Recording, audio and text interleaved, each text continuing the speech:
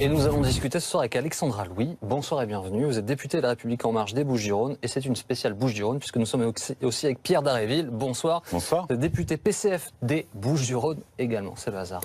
Le gouvernement reste inflexible, Alexandra Louis, par rapport à cette mobilisation des étudiants, mais aussi la SNCF. Il y a des contestations. Emmanuel Macron a dit « j'entends les colères ». Est-ce qu'il les entend vraiment ?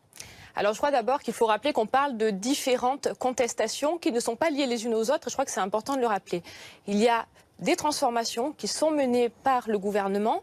La plupart de ces transformations font suite à des engagements de campagne très forts qui ont été portés pendant la campagne présidentielle et pendant la campagne législative. Pour revenir d'abord sur le sujet des étudiants, qui est un sujet important. Nous avons porté une réforme à l'Assemblée nationale pour Parcoursup.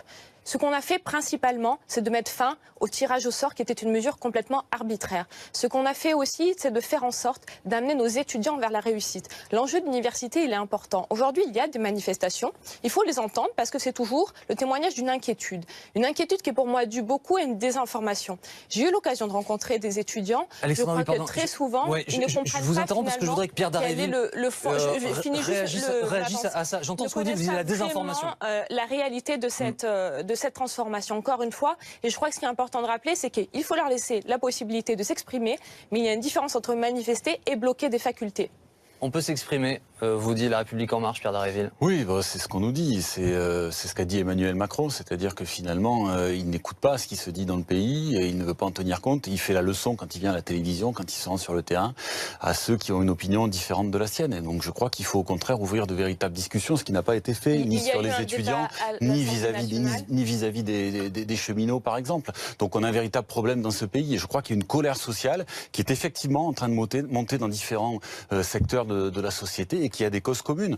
Il y a une colère sociale parce qu'il y a une politique d'injustice qui est menée dans ce pays. Quand on regarde le budget qui a été voté et qu'on voit que on a supprimé l'ISF d'un côté, mais que par ailleurs on a évidemment augmenté la CSG pour 7,5 millions de retraités, c'est insupportable pour beaucoup d'hommes et de femmes dans ce pays. Donc il y a de la colère chez les retraités, il y a de la colère chez les salariés qui ont subi les ordonnances, il y a de la colère chez les cheminots, il y a aussi de la colère chez les jeunes, chez les étudiants qui sont inquiets effectivement pour leur avenir. Moi je crois que c'est important de revenir.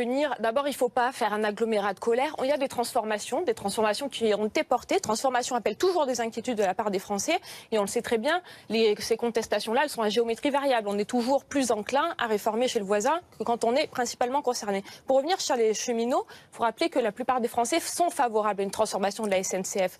Que nous ne touchons pas au statut précisément des cheminots, à ceux qui l'ont aujourd'hui. Que nous avons besoin de transformer cette entreprise, que c'est un enjeu de service public.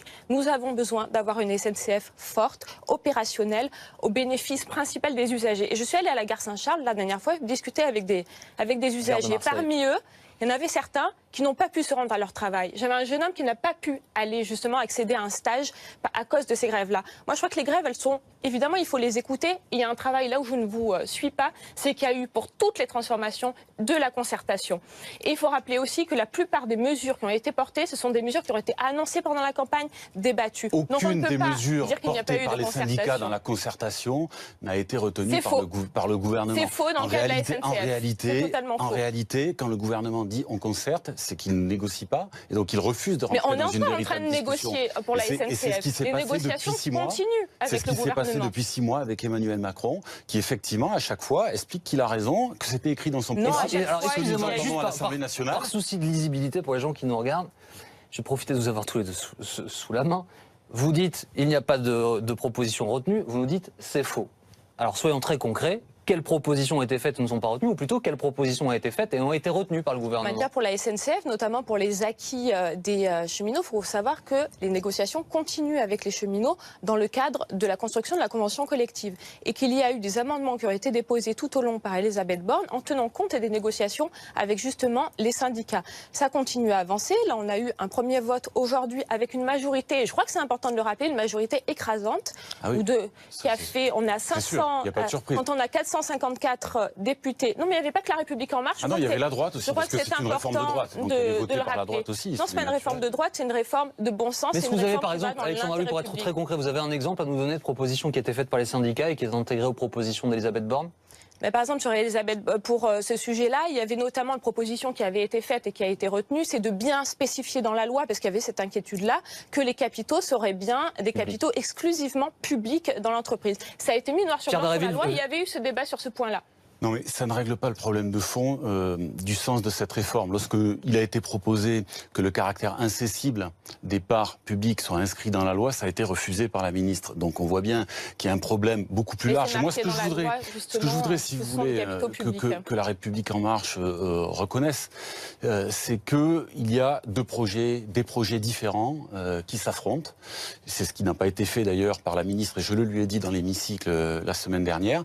Il y a un projet qui est un projet de nature libérale, de conception libérale, qui vise à ouvrir à la concurrence et qui vise finalement à privatiser toute une part de services qui sont aujourd'hui assumés par un service public direct par la SNCF. Donc concurrence, alors pour le coup et pour être factuel, c'est une obligation européenne, décembre 2018. Exactement, une directive européenne. Bon, on peut d'abord, les directives européennes, on peut discuter de savoir si elles sont fondées et si on doit effectivement les mettre en œuvre ou les discuter. Bon. Mais deuxième chose, cette directive européenne, elle ouvre la possibilité d'introduire un certain nombre d'exceptions, et le gouvernement pourrait choisir de le faire pour la SNCF au regard des enjeux qui sont ceux de la mobilité quotidienne de nos concitoyennes et concitoyens, de la complexité particulière de notre réseau, du fait que nous avons un certain nombre de territoires ruraux qui méritent d'être desservis avec des services particuliers. Donc voilà, nous voyons bien qu'il y a des possibilités de faire autrement. On n'est pas obligé de suivre la directive européenne d'ouverture à la concurrence à tout craint. Voilà, on peut choisir d'emprunter une autre voie, y compris dans le cadre actuel. D'un point de vue plus global, s'il vous plaît, Alexandra Louis,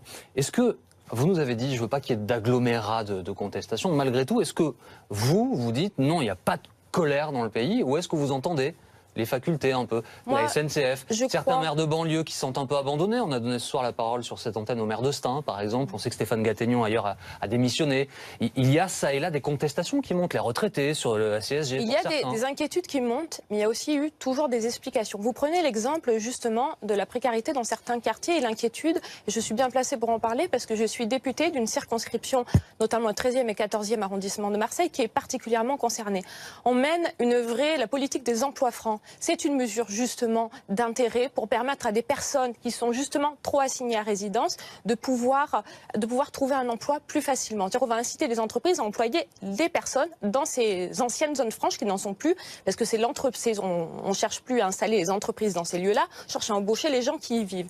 Il y a il y a une mesure qui a été prise aussi, c'est le dédoublement des classes de CP. Nous faisons des transformations dans un ensemble. Si vous prenez une mesure sortie de son contexte, vous pouvez dire ah ben non, on la conteste. Mais il faut regarder dans l'ensemble ce qu'on a fait. Les transformations, on les fait pour le service public avec la SNCF. En matière d'éducation, on le fait pour la maternelle, on le fait pour l'école primaire.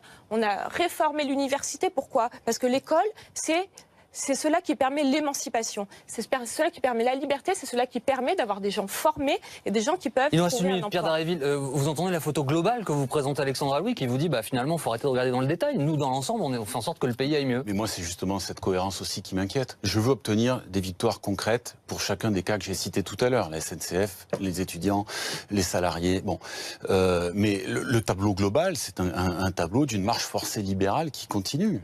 C'est ça le problème que nous avons aujourd'hui dans ce pays. Parce qu'une des causes des difficultés que nous connaissons, des inégalités qui se creusent, des injustices que nous voyons dans notre pays, et de cette crise qui finalement perdure, eh bien ce sont les politiques libérales qui ont été menées depuis des années et qui sont approfondies par Emmanuel Macron. C'est cela qui lui est reproché et qui ne peut pas marcher. Voilà. Or, Emmanuel Macron se présente devant les Français, comme il l'a fait pendant toute la semaine qui vient de s'écouler, en leur disant, écoutez, vous avez tort, et j'ai raison, et je vais faire ce que j'ai décidé. Ça n'est pas possible. Il faut voir les choses autrement. Et on va s'arrêter là. Merci beaucoup. Merci à tous les deux d'avoir été avec nous dans Grand Angle ce soir sur BFM TV. Justement, on va à Stein tout de suite avec Salia Braclia.